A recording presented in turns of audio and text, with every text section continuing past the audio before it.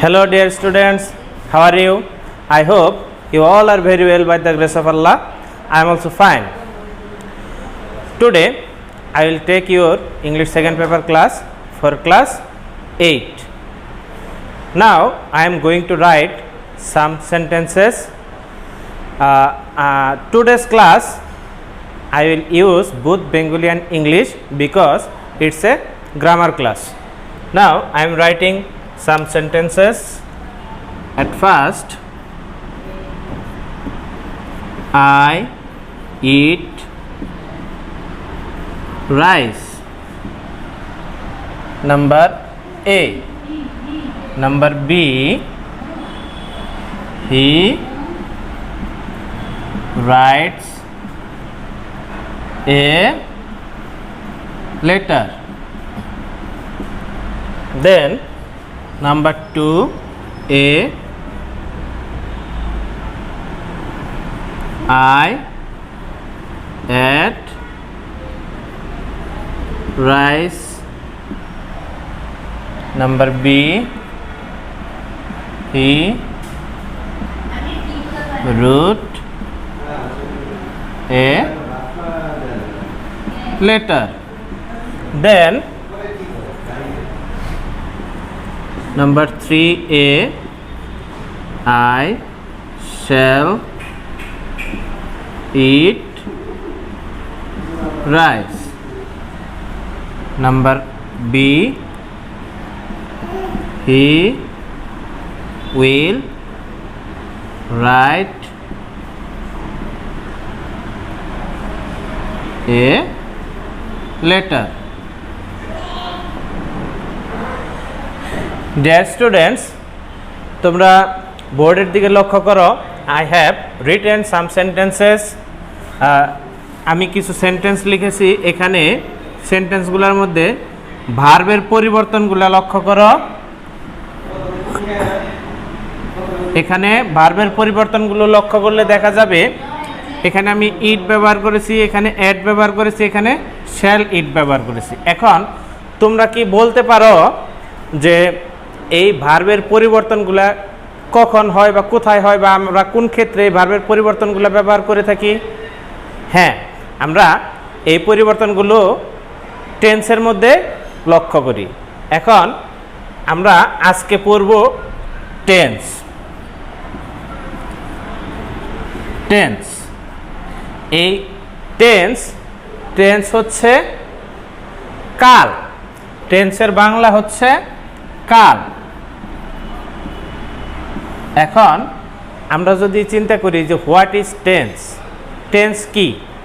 Time of verb, অর্থাৎ ভার্বের সময়। আমরা ভার্বের সময়কেই টেন্স বলবো। এখন এখানে লক্ষ্য করো, আমি ইট লিখেছি, অ্যাট লিখেছি, শ্যাল ইট লিখেছি। এখানে রাইটস লিখেছি, রুট লিখেছি, উইল রাইট লিখেছি। এখন এই তিনটা সেন্টেন্সের মধ্যেই পার্থক্য আছে। দেখো, ইট অ্যাট, অর্থাৎ ইটের তিনটা ফর্ম আছে, eat, ate, eaten. There are 3 forms of verb. ভার্বের 3টা রূপ আছে। এখন ভার্বের 3টা রূপের মধ্যে প্রেজেন্ট ফর্ম আছে, পাস্ট ফর্ম আছে, পাস্ট পার্টিসিপল ফর্ম আছে। এখন প্রেজেন্ট ফর্মের মধ্যে আমরা যদি লক্ষ্য করি যে আই ইট রাইস, এখানে ইটটা প্রেজেন্ট ফর্মে আছে। আই এট রাইস, এটা পাস্ট ফর্মের মধ্যে আছে। এখন আমরা দেখি যে আমরা টেন্সের মধ্যে যদি লক্ষ্য করি, there are 3 kinds of tense. Mainly there are 3 kinds of tenses.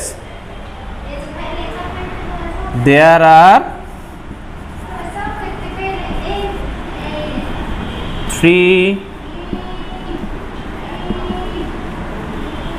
kinds of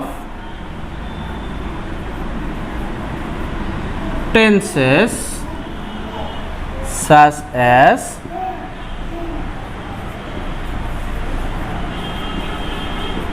present tense,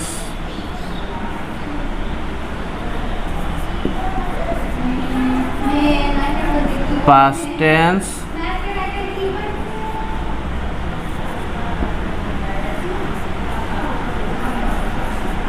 future tense. Mainly there are three kinds of tenses. One is present tense, another one is past tense, third one is future tense. তার মানে present tense মানে হচ্ছে বর্তমান কাল, past tense মানে হচ্ছে অতীত কাল, ফিউচার টেন্স মানে হচ্ছে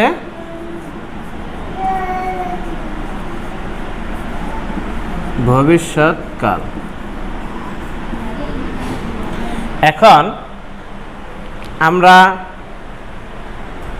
তিনটা সময়ের মধ্যে বাস করি সাধারণত, বর্তমান, অতীত, ভবিষ্যৎ, এই তিনটা সময়ের মধ্যে আমরা মেইনলি বাস করি। এখন এখানে present tense, past tense, future tense, আমরা তিনটা টেন্সের নাম জেনেছি। টেন্সকে মেইনলি তিন ভাগে ভাগ করা যায়। এখন এই প্রত্যেকটা ভাগকে আবার চার ভাগে ভাগ করা যায়। এখন সেই দৃষ্টিকোণ থেকে যদি আমরা বলি, in total there are 12 tenses in English grammar. Now I am going two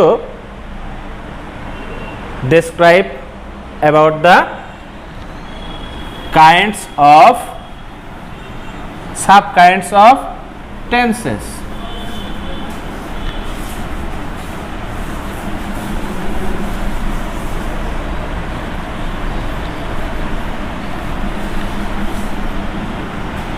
At first we can think from here.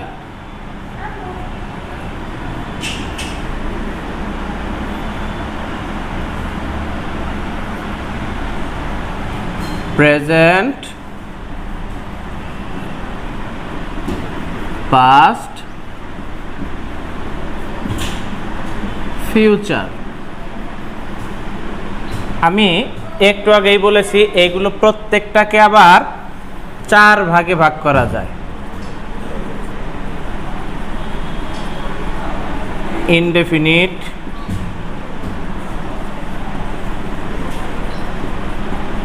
continuous,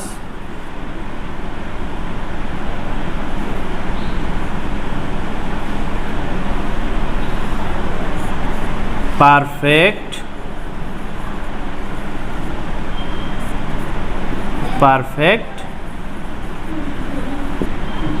continuous.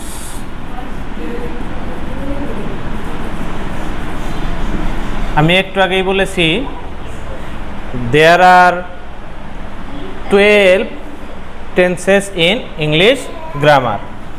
Mainly there are three kinds, but there are sub kinds.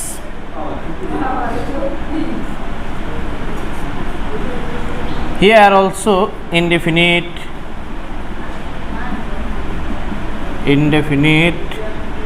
continuous,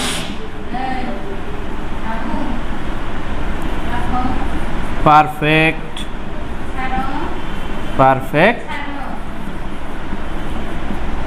continuous.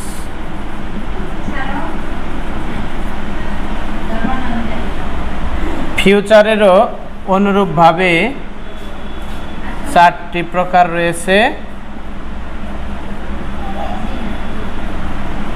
Indefinite,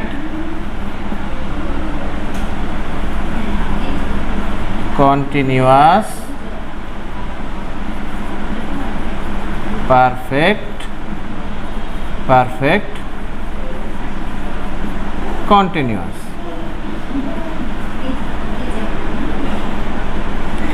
এখন দেখো প্রত্যেকটার মধ্যে চার প্রকার করে রয়েছে। In total আমাদের কয়টা হয়? 12টা টেন্স হয়। এখন আজকে আমরা জানবো প্রেজেন্ট টেন্সের যে 4 প্রকার রয়েছে সেই 4 প্রকার সম্পর্কে জানবো এবং সেই 4 প্রকার সম্পর্কে ধারণা লাভ করব এবং কিভাবে আমরা সেই কাইন্ডগুলো চিনব সেটা আজকে ব্যাখ্যা করব। তো এখন আমি যাচ্ছি প্রেজেন্ট টেন্সের প্রকারগুলো নিয়ে।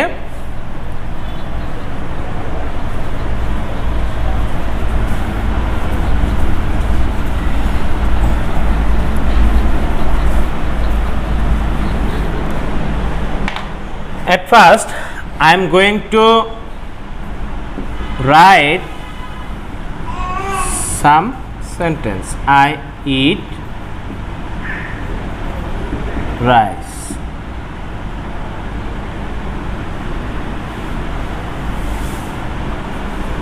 Number 2, he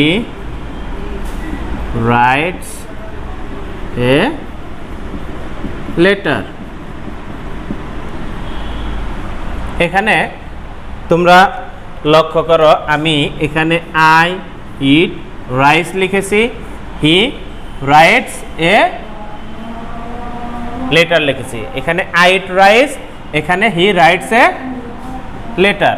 এখন আমরা যদি এই সেন্টেন্স দুটিকে চিন্তা করি, দেখো এখানে ইট বসেছে, অর্থাৎ ইটটা আমরা 3 ফর্মে পেয়েছি, ইট, এট, ইটেন, এই 3 ফরম্যাটে পেয়েছি। এখন আমরা বর্তমান, অতীত, ভবিষ্যৎ সম্পর্কে যদি বলতে চাই, এখন যে সিচুয়েশনে আছি সেটা হচ্ছে বর্তমান, একটু পরেই এইটা অতীত হয়ে যাবে, আর সামনে যা ঘটবে সেটাই হচ্ছে আমাদের ভবিষ্যৎ। এখন আমরা এখানে যদি ইটকে লক্ষ্য করি, ইটের প্রেজেন্ট ফর্ম, অর্থাৎ দেয়ার আর 3 ফর্মস অফ ভার্বস, অর্থাৎ present form, past form, past participle form. এখানে ইটটা হচ্ছে প্রেজেন্ট ফর্মের মধ্যে। এখন আমরা প্রেজেন্ট ইনডিফিনিটের স্ট্রাকচার যদি লক্ষ্য করি, present indefinite tense, present indefinite tense যদি লক্ষ্য করি তাহলে প্রথমে বসবে সাবজেক্ট, তারপরে V1, তার মানে হচ্ছে ভার্বের প্রেজেন্ট ফর্ম, ভার্বের 1 নম্বর রূপ। এটা যদি 1 ধরি আমরা, এটা যদি 2 ধরি, এটা যদি 3 ধরি, তাহলে ইট তো ভার্ব, তাহলে আমরা V1 লিখলাম। তারপরে অবজেক্ট অথবা বাকি অংশ। এখন আমরা যদি উপরের সেন্টেন্সগুলোকে লক্ষ্য করি, আমরা লাস্ট ক্লাসে যখন সেন্টেন্স সম্পর্কে জানতে পেরেছি তখন সাবজেক্ট, প্রেডিকেট কি বা অবজেক্ট কি সেইগুলো নিয়ে আলোচনা করেছি। তো এখন এখানে সেই দিক বিবেচনা করলে দেখা যায় যে আই সাবজেক্ট, হিটা সাবজেক্ট। এখন সাবজেক্টের পর ইট, ইট হচ্ছে ভার্বের প্রেজেন্ট ফর্ম, তার মানে V1, তাহলে সাবজেক্ট প্রথমে হচ্ছে সাবজেক্ট, তারপরে V1, তার মানে ভার্বের প্রেজেন্ট ফর্ম, তারপরে অবজেক্ট বা বাকি অংশ, এখানে রাইস অবজেক্ট। পরের সেন্টেন্সটাকে যদি লক্ষ্য করি, হি রাইটস এ লেটার, এখন সে একটি চিঠি লিখে। এখন এখানে একটা জিনিস লক্ষ্য করো, রাইটের সাথে এস আছে, বাড়তি এস আছে। রাইটেরও 3টা ফর্ম আছে, রাইট,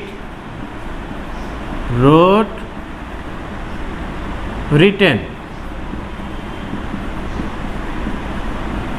এই 3টা ফর্ম আছে। রাইটেরও 3টা ফর্ম আছে। এখানে প্রেজেন্ট ফর্মই আছে, কিন্তু এখানে একটা এস বসছে। এখন আমরা যদি রাইট ফর্মস অফ ভার্বের নিয়মের কথা যদি বলি, প্রেজেন্ট ইনডিফিনিট টেন্সে যদি subject 3rd person singular number হয় তাহলে ভার্বের সাথে এস বা ইএস হয়। যেহেতু এখানে রাইট বানানে, রাইট স্পেলিংয়ের মধ্যে লাস্টে ই আছে, এখানে শুধু এস যোগ করলেই হচ্ছে। তার মানে আমরা প্রেজেন্ট ইনডিফিনিট টেন্স যদি চিনতে যাই, প্রথমে আমাদের সাবজেক্ট থাকবে, তারপরে ভার্বের প্রেজেন্ট ফর্ম থাকবে, তারপরে অবজেক্ট থাকবে। তো এবার আমরা ভার্বের এবার আমরা প্রেজেন্ট কন্টিনিউয়াস টেন্স সম্পর্কে জানব। প্রেজেন্ট কন্টিনিউয়াস টেন্সে ভার্বের কীরকম পরিবর্তন হয় সেটা আমরা দেখব। নাও I am going two write some sentences. I am eating rice.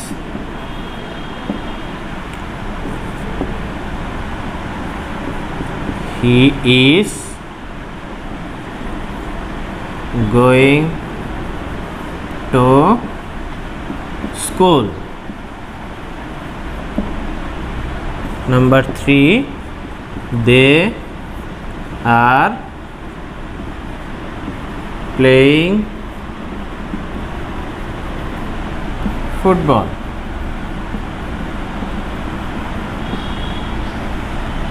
আমরা পার্টস অফ স্পিচের মধ্যে ভার্ব সম্পর্কে ধারণা পেয়েছি।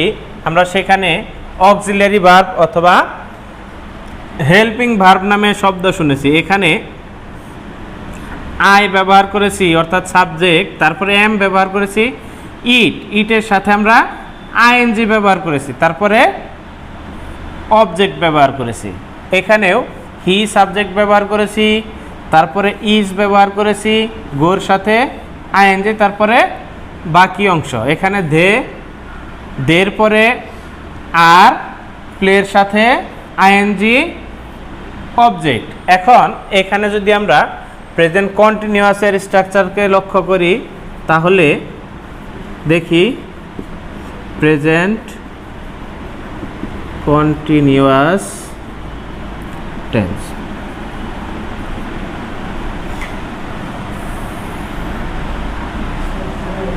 প্রেজেন্ট কন্টিনিউয়াসে দেখো প্রথমে হচ্ছে সাবজেক্ট, তারপরে এম অথবা ইজ অথবা আর, প্লাস ভার্বের সাথে আইএনজি, ভার্বের আইএনজি ফর্ম, তারপরে অবজেক্ট অথবা বাকি অংশ অথবা বাকি অংশ। এখন দেখো এম, ইজ, আর, এই তিনটা নিয়ে আমাদের কনফিউশন হতে পারে যে আমরা কোথায় এম ব্যবহার করব, কোথায় ইজ ব্যবহার করব, কোথায় আর ব্যবহার করব। এখন এইখানে আমি এজন্যই তিনটা সেন্টেন্স লিখেছি, একটা এম দিয়ে লিখেছি, একটা ইজ দিয়ে লিখেছি, আর একটা আর দিয়ে লিখেছি। এখন আমরা শুধুমাত্র আয়ের ক্ষেত্রে এম ব্যবহার করব, থার্ড পারসন সিঙ্গুলারের ক্ষেত্রে ইজ ব্যবহার করব এবং বাকি সকল ক্ষেত্রে আর ব্যবহার করব। এখন আইটা যেহেতু ফার্স্ট পারসন এবং সিঙ্গুলার নাম্বার, অর্থাৎ শুধুমাত্র আমরা আয়ের ক্ষেত্রে এম ব্যবহার করব, আর হিটা থার্ড পারসন এবং সিঙ্গুলার নাম্বার, সেজন্য আমরা হিয়ের ক্ষেত্রে ইজ ব্যবহার করেছি। দেটা থার্ড পারসন কিন্তু প্লুরাল, সেই জন্য আমরা দের ক্ষেত্রে আর ব্যবহার করেছি। এখন স্ট্রাকচার অনুযায়ী এম ইজ আর এর যে কোনো একটা বসাতে হবে সাবজেক্ট অনুযায়ী, তারপরে ভার্ব, আইএনজি, অবজেক্ট। এখন সেই স্ট্রাকচার অনুযায়ী যদি চিন্তা করি, এবার আমরা এই স্ট্রাকচার অনুযায়ী সেন্টেন্সগুলো দেখে আমরা টেন্স নির্ধারণ করতে পারবো যে এটা প্রেজেন্ট কন্টিনিউয়াস টেন্স। এবার আমরা প্রেজেন্ট পারফেক্ট টেন্স সম্পর্কে জানব। আরেকটা কথা মাথায় রাখবে যে সকল কন্টিনিউয়াস টেন্সে মূল ভার্বের সাথে আইএনজি যুক্ত হয়, সেটা হোক প্রেজেন্ট কন্টিনিউয়াস, হোক পাস্ট কন্টিনিউয়াস, হোক ফিউচার কন্টিনিউয়াস। তো এখন আমি আবার কিছু সেন্টেন্স লিখছি। I have eaten rice. I have eaten rice. He has done the work. এখন এখানে লক্ষ্য করো, আমি প্রথমে সাবজেক্ট লিখেছি, তারপর একটা হেল্পিং ভার্ব লিখেছি, তারপরে ইটের সাথে ইএন যুক্ত করা হয়েছে, অর্থাৎ ইটের পাস্ট পার্টিসিপল ফর্ম ব্যবহার করা হয়েছে। আমরা একটু আগেই জেনেছি যে ইটের তিনটা ফর্ম আছে, ইট, এট, ইটেন। এখানে পাস্ট পার্টিসিপল ফর্ম ব্যবহার করা হয়েছে। তারপরে অবজেক্ট, এখানে he has done the work. এখন হিটা সাবজেক্ট, হ্যাজটা অক্সিলারি ভার্ব, তারপরে do, did, done, do, did, done. তাহলে এখানে ডানটাও হচ্ছে 3 নম্বর রূপে আছে, অর্থাৎ থার্ড স্টেজে আছে, ভার্বের পাস্ট পার্টিসিপল ফর্ম। এখন আমরা প্রেজেন্ট পারফেক্ট টেন্সের স্ট্রাকচার যদি লক্ষ্য করি তাহলে আমাদের আরো বেশি ক্লিয়ার হয়ে যাবে। প্রথমত আমাদের সাবজেক্ট, তারপরে হ্যাভ অথবা হ্যাজ, যে কোনো একটি সাবজেক্ট অনুযায়ী, তারপরে ভার্বের 3 নম্বর ফর্ম অর্থাৎ ভার্বের থার্ড স্টেজ অর্থাৎ পাস্ট পার্টিসিপল ফর্ম, তারপরে অবজেক্ট অথবা বাকি অংশ।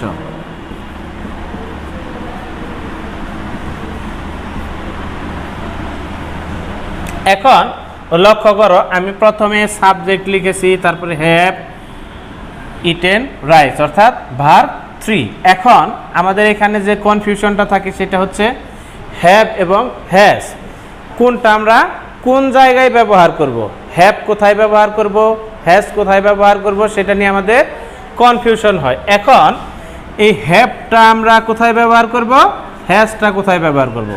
তো আমি তোমাদের সহজের জন্য বলতেছি যে হ্যাজটা শুধুমাত্র থার্ড পারসন সিঙ্গুলারের ক্ষেত্রে ব্যবহার করা হয়, আর বাকি সকল ক্ষেত্রে হ্যাভ ব্যবহার করা হয়। হ্যাজটা থার্ড পারসন সিঙ্গুলার এবং হ্যাভ বাকি সকল ক্ষেত্রে ব্যবহার করা হয়। এখন আমরা প্রেজেন্ট পারফেক্ট টেন্স চিনতে পারলাম, অর্থাৎ প্রেজেন্ট পারফেক্ট টেন্সে প্রথমে সাবজেক্ট হবে, তারপরে হ্যাভ হ্যাজ হবে, ভার্বের পাস্ট পার্টিসিপল ফর্ম হবে, তারপরে অবজেক্ট হবে। এবার আমরা প্রেজেন্ট পারফেক্ট কন্টিনিউয়াস টেন্স সম্পর্কে জানব।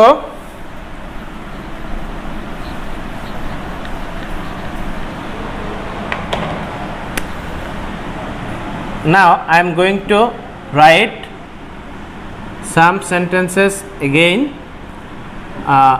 I have been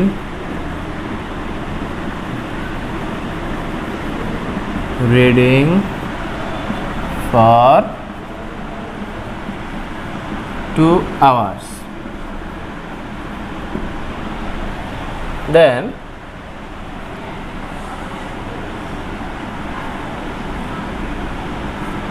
he has been working since morning. Dear students, তোমরা আবার লক্ষ্য করো, এখানে ভার্বের সাথে আইএনজি আছে, রিডের সাথে আইএনজি আছে, ওয়ার্কের সাথে আইএনজি আছে। এখন আমরা যদি এটাকে লক্ষ্য করি, প্রথমে আমরা আই ব্যবহার করেছি, হ্যাভ ব্যবহার করেছি, বিন ব্যবহার করেছি, ভার্বের সাথে আইএনজি বাকি অংশ। তো এখন প্রেজেন্ট পারফেক্ট কন্টিনিউয়াস টেন্সের স্ট্রাকচার যদি লক্ষ্য করি, আমরা প্রেজেন্ট পারফেক্ট কন্টিনিউয়াস টেন্স।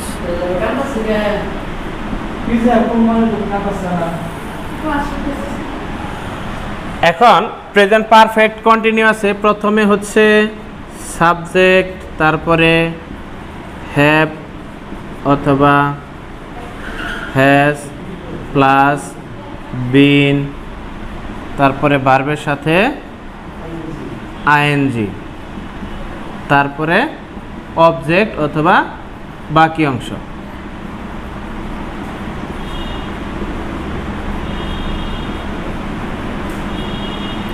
এখন এখানে লক্ষ্য করো, আমি প্রথমে সাবজেক্ট ব্যবহার করেছি হ্যাভ।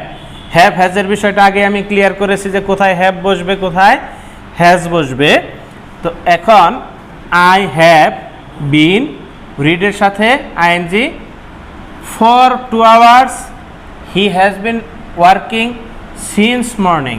এখানে সবচেয়ে বেশি কনফিউশনের বিষয়টা হচ্ছে ফর এবং সিন্স। এই সিন্স এবং ফরটা আমরা কখন ব্যবহার করব সেই দিকে আমাদের একটু লক্ষ্য রাখা উচিত, যে আমরা কখন সিন্স ব্যবহার করব, কখন ফর ব্যবহার করব। এখানে লক্ষ্য করো 2 hours morning, since morning, for 2 hours। এখন আমাদের 2 ঘন্টা, 3 ঘন্টা, 2 দিন, 3 দিন, 2 মাস, 3 মাস, 2 বছর, 3 বছর এরকমভাবে যদি উল্লেখ করা থাকে তাহলে তার পূর্বে আমরা ফর বসাবো। তোমাদের সহজের জন্য আমি বলছি যে সেই রকমভাবে যদি উল্লেখ থাকে তাহলে আমি ফর বসাবো। বইয়ে হয়তো বা এভাবে লেখা নেই। আর যখন আমরা বলবো যে সকাল হইতে, রাত হইতে বা দুপুর হইতে এরকম যখন বলবো, নির্দিষ্ট নাম্বার উল্লেখ করা না থাকবে, তখন আমরা সিন্স ব্যবহার করব।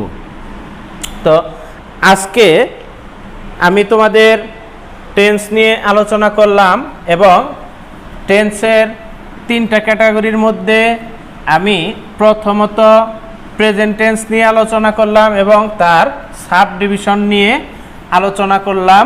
আশা করি তোমরা সব কিছু বুঝতে পেরেছ। তো আজকের ক্লাস আমি এখানেই শেষ করতে যাচ্ছি। তার আগে আমি তোমাদেরকে বলছি যে আমাদের ফেসবুক পেজ, ফেসবুক গ্রুপ এবং ইউটিউব চ্যানেলে তোমরা আমাদের ক্লাস অবশ্যই দেখবে এবং সেখানে কোনো কিছু বুঝতে না পারলে কমেন্টে জানাবে অথবা আমাদের ফোন নাম্বারে যোগাযোগ করবে। অবশ্যই আমি তোমাদেরকে সহযোগিতা করব। আর তোমরা এই মহামারী করোনাকালীন সময়ে ঘরে অবশ্যই বসে থাকবে না। ঘরে বসে থেকে সময় নষ্ট না করে ঘরে বসে যদি তোমরা আমাদের এই অনলাইন ক্লাসগুলো দেখো অবশ্যই তোমাদের উপকার হবে। সেই ক্লাসগুলো দেখে তোমরা পরবর্তী ক্লাসের জন্য অথবা সামনে যদি পরীক্ষা হয় সেই পরীক্ষার জন্য যথাযথভাবে প্রিপারেশন নিতে পারবে। তো ঘরে থাকবে, সুস্থ থাকবে, সাথে সাথে আমাদের এই অনলাইন ক্লাসগুলো দেখবে। সবাইকে ধন্যবাদ। আল্লাহ হাফেজ।